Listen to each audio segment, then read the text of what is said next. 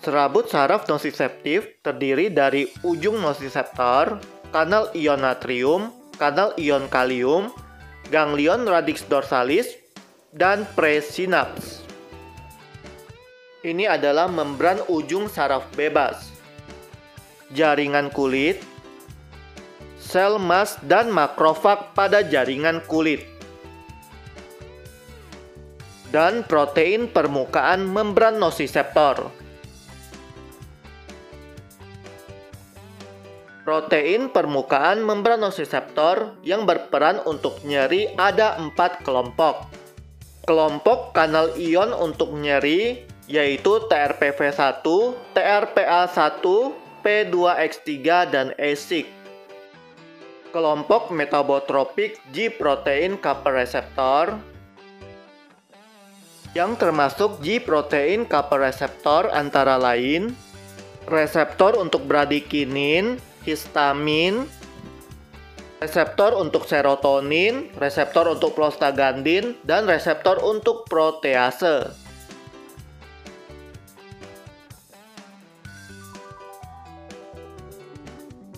Kelompok ketiga yaitu neurotropin tirosin kinase A reseptor. Kelompok keempat adalah reseptor sitokin. Nyeri nosiseptif adalah nyeri yang muncul karena adanya stimulus nyeri yang berpotensi menyebabkan kerusakan jaringan atau karena adanya kerusakan jaringan. Suhu yang kurang dari 18 derajat Celcius akan mengaktifasi reseptor TRPA1 sehingga muncul impuls sensasi nyeri. Suhu lebih dari 42 derajat Celcius akan mengaktifasi reseptor TRPV1. Molekul PIP2 ini berperan menginhibisi teraktivasinya TRPV1 dan TRPA1, sehingga tidak teraktivasi bila rangsangan belum mencapai ambang batas. Asam atau proton akan mengaktifasi reseptor TRPV1 dan ASIC. Tekanan yang dengan intensitas tinggi pada kulit akan menyebabkan sel keratinosit melepaskan ATP. ATP akan mengaktifasi P2X3.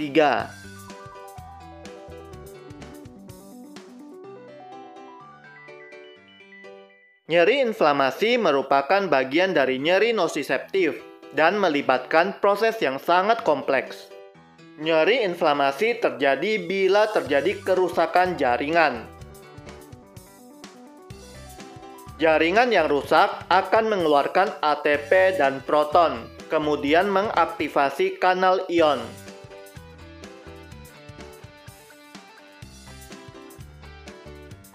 Sel mast dan makrofag ikut teraktivasi dan mensekresi mediator. Nerve growth factor akan mengaktifasi tirosin kinase A reseptor. Bradikinin akan bekerja pada G-protein couple receptor. Bradikinin dan nerve growth factor akan mengaktifasi fosfolipase C. Fosfolipase C akan menyebabkan PIP2 mengalami hidrolisis menjadi diagliserol dan IP3.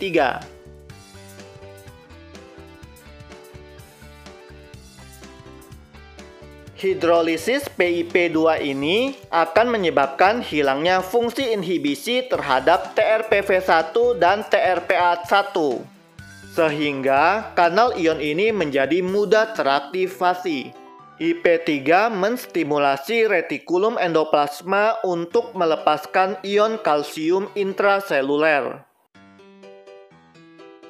Selanjutnya, ion kalsium intraseluler ini akan berikatan dengan TRPV1 dan TRPA1 intraseluler, menyebabkan peningkatan sensitivitas dari TRPV1 dan TRPA1. Diasilgliserol akan mengaktifasi protein kinase C.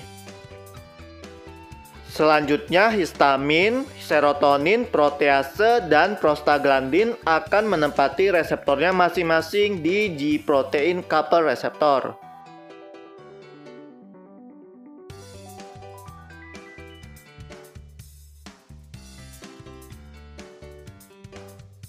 Histamin, prostaglandin, protease, dan serotonin akan mengaktifasi protein kinase A.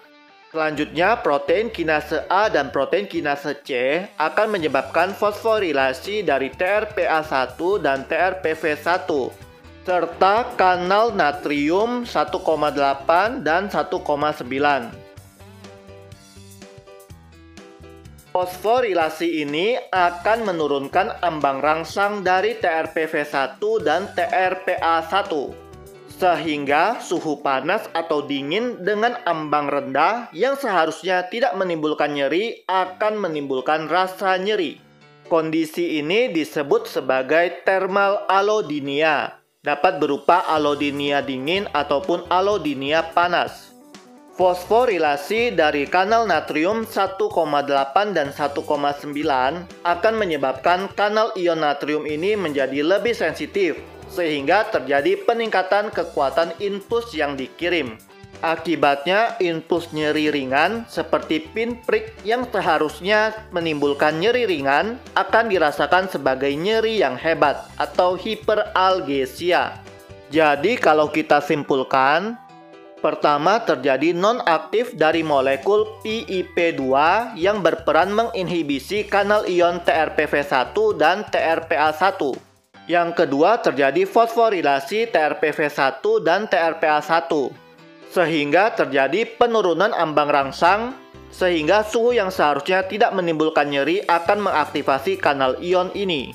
Yang ketiga, kalsium intraseluler akan meningkatkan sensitivitas dari TRPV1 dan TRPA1. Sebagai catatan, kalsium intraseluler juga dapat mengaktifasi TRPV1 dan TRPA1 secara spontan. Ini yang menjelaskan dapat munculnya nyeri spontan pada inflamasi tanpa adanya stimulus eksternal. Yang keempat, banyak kanal ion yang teraktivasi sekaligus.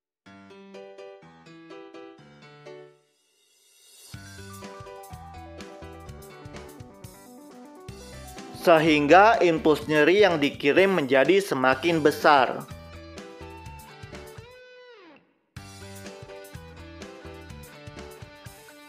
Fosforilasi dari voltage gate natrium channel akan menyebabkan peningkatan kekuatan depolarisasi. Semua proses ini menyebabkan sensitisasi perifer. Kalsium intraseluler yang keluar dari retikulum endoplasma akan menstimulasi pelepasan dari substansi P dan kalsitonin gen-related peptide dari membran nosiseptor. Substansi P dan kalsitonin gen-related peptide akan menyebabkan vasodilatasi dan ekstravasasi plasma. Substansi P juga dapat menstimulasi makrofag, sel mast, dan neutrofil untuk melepaskan mediator inflamasi yang lebih banyak. Kondisi ini dinamakan inflamasi neurogenik, yaitu proses inflamasi yang dipicu oleh saraf. Setelah jaringan yang cedera sembuh, maka semuanya akan kembali normal lagi dan nyeri akan hilang. Apa yang akan terjadi bila kondisi inflamasi ini terus-menerus dalam waktu lama? Nerve growth factor yang berikatan dengan tirosin kinase A reseptor. Ikatan ini bila berlangsung jangka pendek akan mengaktifasi protein kinase C yang akan menfosforilasi TRPV1 dan TRPA1. Namun, bila berlangsung jangka panjang, akan terjadi pelepasan tirosin kinase A nerve growth factor kompleks. Kompleks ini akan dikirim secara retrograd ke nukleus ganglion radix dorsalis, menyebabkan perubahan transkripsi dari nukleus dari ganglion radix dorsalis. Proses transkripsi akan menghasilkan produksi neurotransmitter substansi P dan kalsitonin gen-related peptide yang akan ditransport anterogard ke ujung saraf perifer.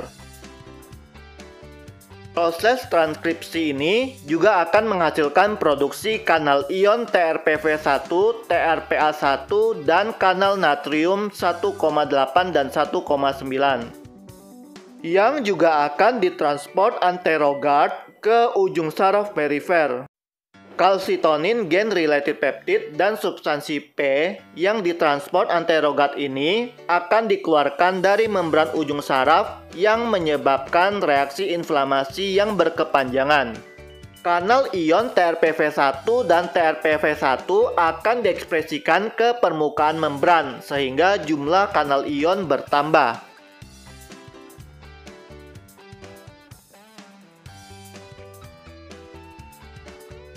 Terjadi juga penambahan ekspresi kanal ion natrium 1,8 dan 1,9.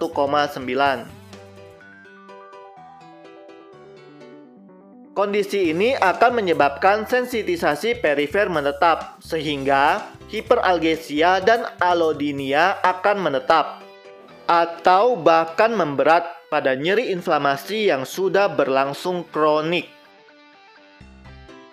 Pada nyeri inflamasi yang sudah berlangsung kronik, juga terjadi sensitisasi sentral yang akan dibahas pada video selanjutnya.